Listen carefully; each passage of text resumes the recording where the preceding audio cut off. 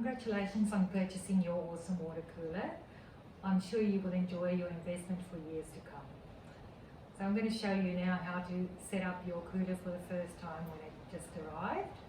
So you'll have two boxes. The one is a smaller box that contains your bottle set and your filter, and the one is a bigger box with the actual cooler in it. This is a bench top. Obviously, if you ordered the floor standing one, it will be a much bigger box. So we'll start with the actual cooler. You can just slip the straps off the box. You don't actually need to cut anything. Slip the straps off, and then this one comes. You can just lift it up. Take the plastic off. And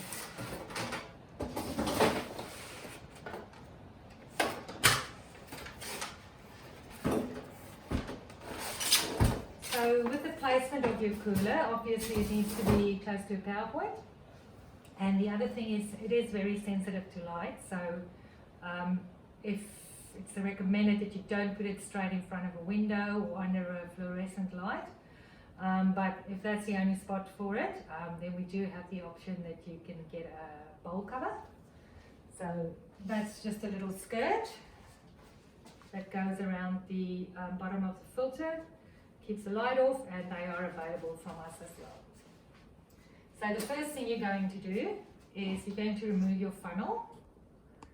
So you just twist it anti-clockwise and lift it out, and you won't be needing this again, so you can throw it out.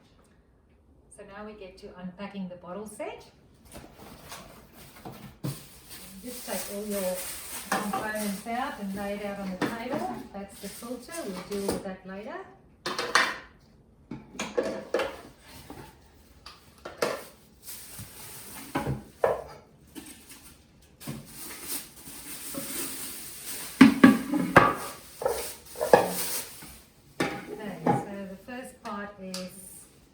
Attaching the float valve to the bottom bowl.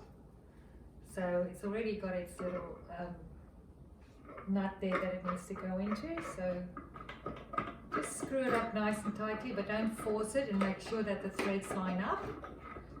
And just keep on screwing it up until it is nice and steady. Don't overdo it. And then you just give your float valve a little bit of a tap, make sure that it moves nice and freely. Now that one can go into the tank. Next one is putting your rim on there. Then we're attaching the dome that holds your felt pad filter in there. So this one can be taken out and you can give it a rinse every now and again. So make sure that your filter lock is clicked in. You just push down on it to click it in. If not, it will float up and it will bypass that filter. So you put your dome right in the middle of that hole and just do the lock up nice and tight. Oh, and there is a washer there at the bottom of the bowl, so of the dome, so make sure you don't lose that one. Nice and tight. That one goes on top. So now we are ready to get to the filter part. So depending on where your filter has been dispatched from, the filter might be flushed or unflushed. If it's in the foam light box and it is still sealed, that means it's unflushed. If it came from the Mackay depot, then it will be open and it will have a little note on there. And it will look like it's a little bit wet. That is because we have pre-flushed the filter and it's prepared, ready to go in straight away. So to flush your filter, we recommend you put it in a bucket of water, fill it up totally with water, let it sit for 24 hours, and then you put it in your sink. Open your cold tap, just a little bit, don't let it flow too quickly. And let the water fill up the filter. You can see we've already started doing that and all the black is coming out. So once your filter is full, turn it upside down, give it a few shakes.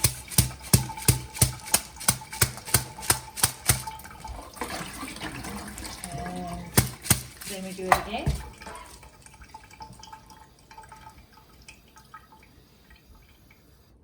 So we need to have the flow a little bit slower so that the water can actually fill up from the bottom to the top and run straight through the filter.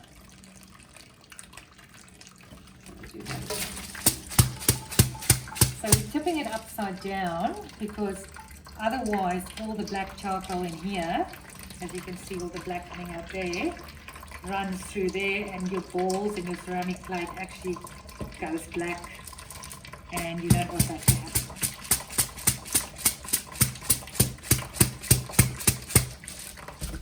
Pull it up again. This is a bit of a process and you might have to spend here probably maybe 20-30 minutes doing this until it runs clear. That's why we do like to pre-flush it if we send it out directly from the Mackay depot.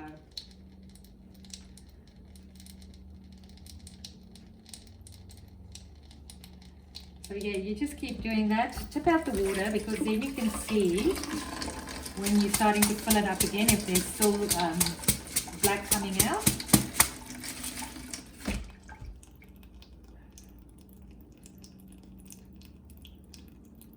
Okay. So you get the idea. You just keep doing that until once you run the water through and the water coming out at the bottom is all clear. Okay. So now we're going to install the filter into the bowl. So on the neck of the filter you do have an O-ring. There we go. And that one can also be quite sensitive. So you have to make sure that it's flat against the rim there and there's no twists and turns. So I just normally run my finger there, make sure that it's nice and flat.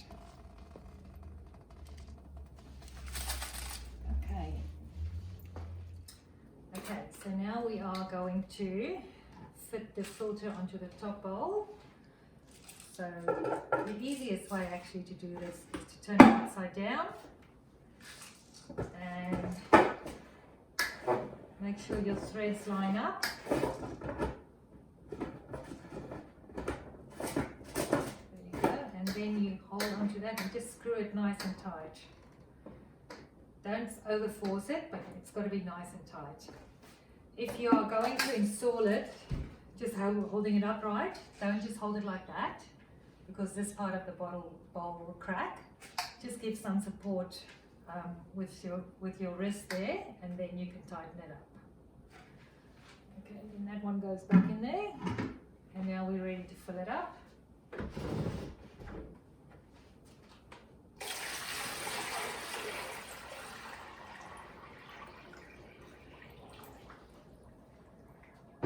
So you fill up your top bowl completely and the water starts running through the filter. Have a look around the neck of the filter to make sure there's no water dripping on the outside of the filter.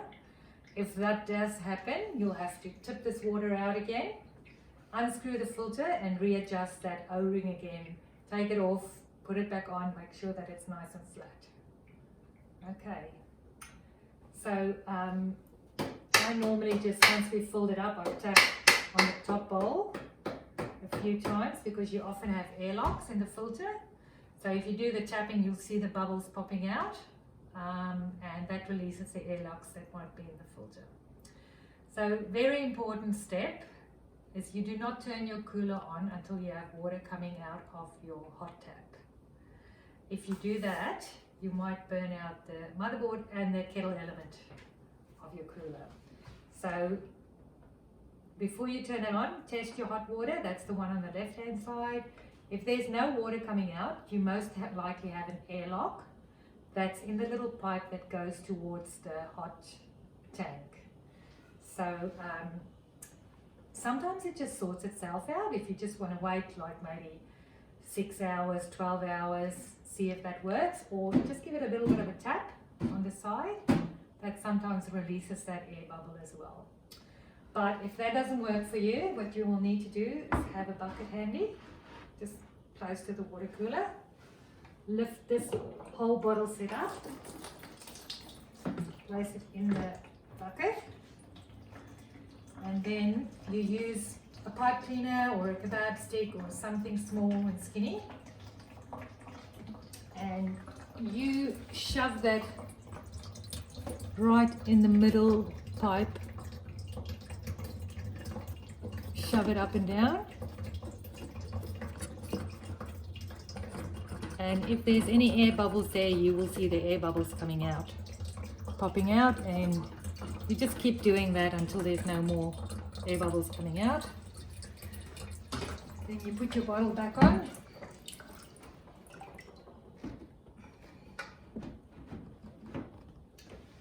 And wait a while so that the water can actually run into the hot water tank.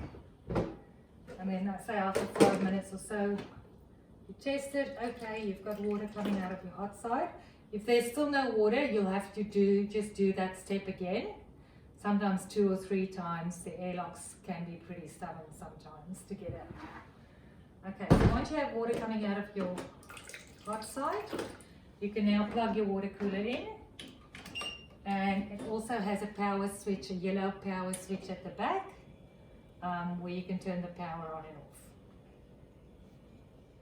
So filling up your water cooler, you've got more space in the bottom bowl, so you can put more water in the top.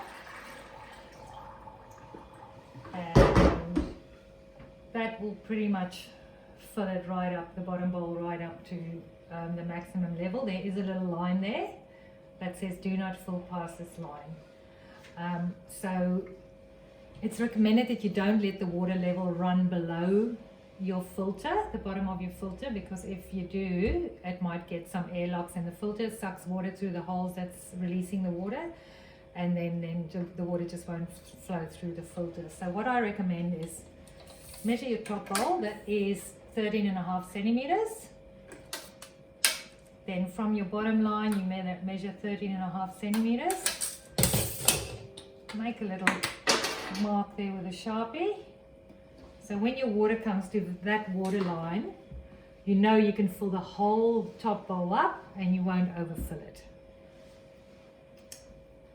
So the next thing is, you do have, in the bottom of your bowl, you've got little grooves, and that needs to line up with the slots that's actually on the base of the cooler.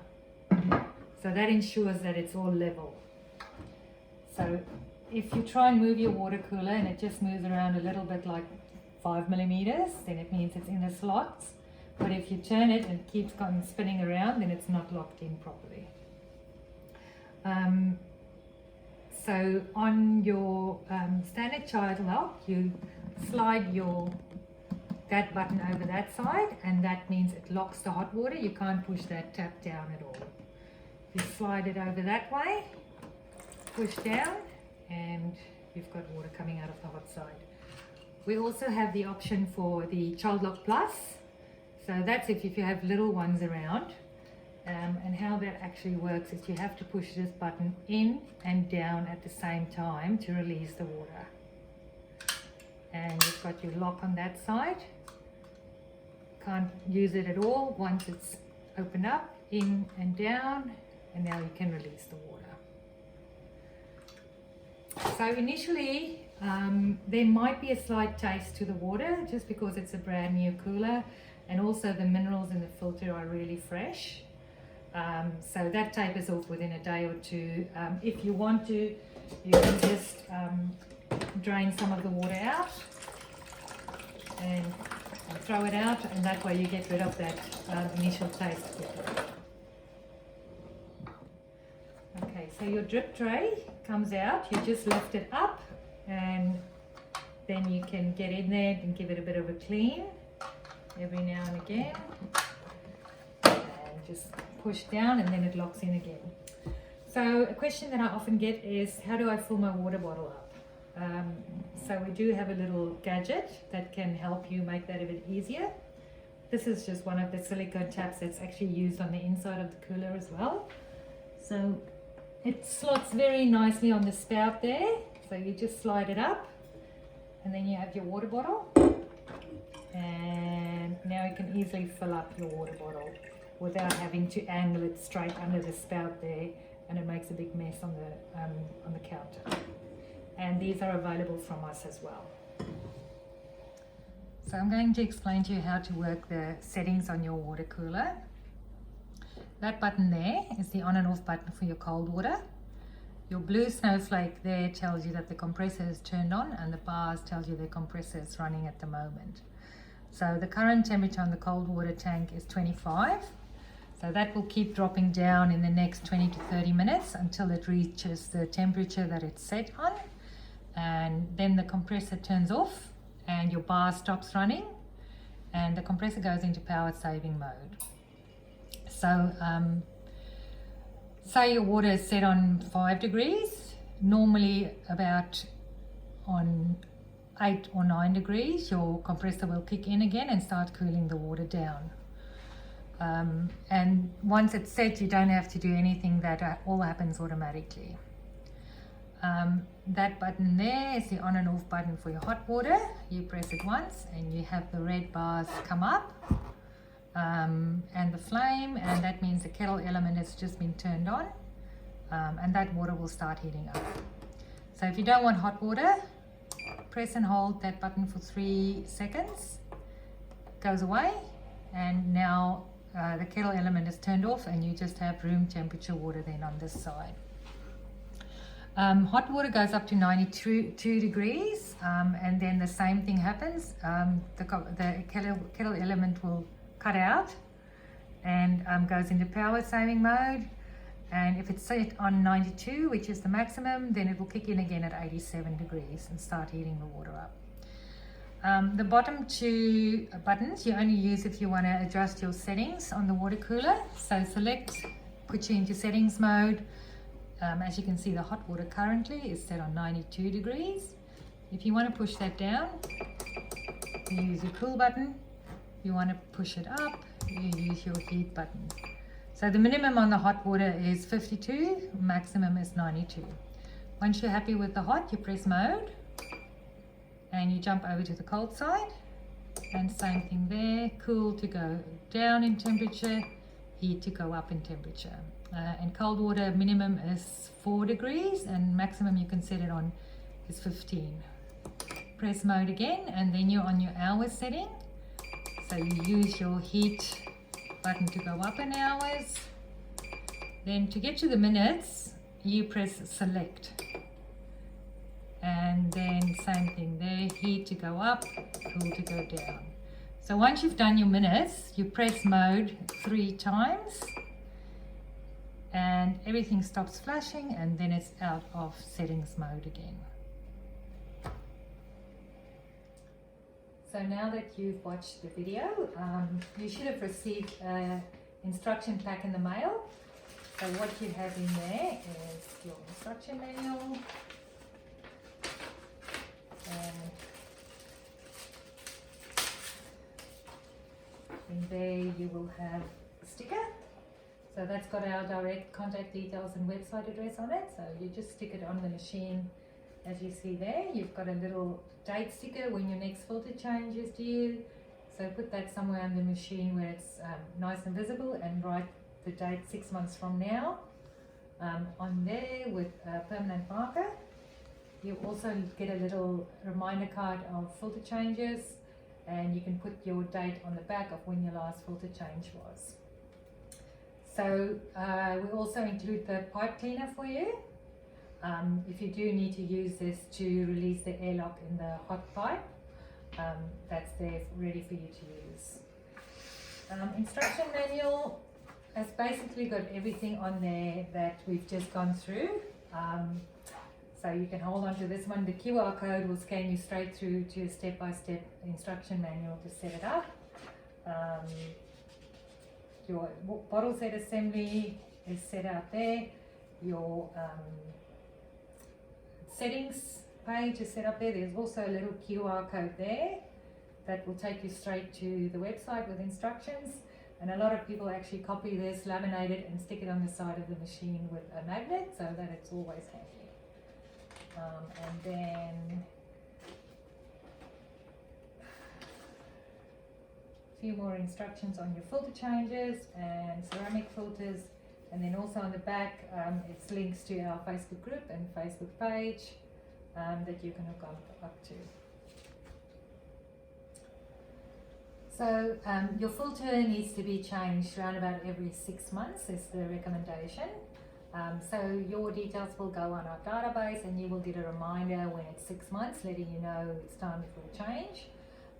You've got two options there. You can either get us to come out and do the filter change for you plus a full drain and clean up the machine, or you can just order the filter DIY and we'll get it delivered to you and you can do it yourself. We do recommend for the first filter change that you get us to do it so you can have a good look to see what needs to happen, because it does need to get a bit of a clean as well. It's not just a matter of putting a new filter in. So with our filter changes we have two options. If you order the DIY, you can either order it flushed. So that means we've already gone through all the processes of soaking it, flushing it, spinning it, preparing it so that it's just straight, ready to go straight in. And if you're ready to put a new filter in straight away, that's what we recommend. Just order a flushed filter. It makes your life so much more easier. But if you do want to maybe order two filters and just have a spare ready for later on, then obviously you can go for the unflushed filter. And then you'll just have to go through the manual process as we explained earlier in the video to flush it before you can use it. So your details on all the filter changes is in your instruction manual as well. You can just scan the QR code there and that'll take you straight to the website to either book an appointment or order a DIY filter. So now your water cooler is all set up, ready to use. All you need to do is keep topping it up and enjoy great tasting ice cold water on tap.